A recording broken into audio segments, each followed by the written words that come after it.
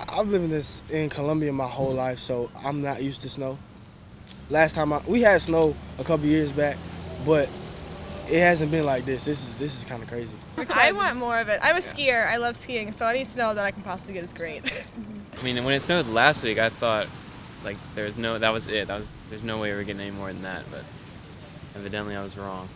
We're both from Greenville, South Carolina, so any sight of snow kind of makes us really happy and excited about life. So Kind of feel like this is a snowpocalypse a little bit, but in an awesome way. It's actually not that bad. I mean, you gotta have the proper shoes on, I guess, but The ice. I mean, we walked to the gym yeah, last night, and it's, it was pretty treacherous. Like yes, we were, it is. we were slipping a lot. But no, it's been pretty fun. We played football in the snow yesterday, so that was a good time. it's really weird. I mean, I haven't seen snow in so long. It's been really, I've missed it, but I think it's kind of been built up. It's just gonna explode at us, and I'm fine with it. I'm out of class.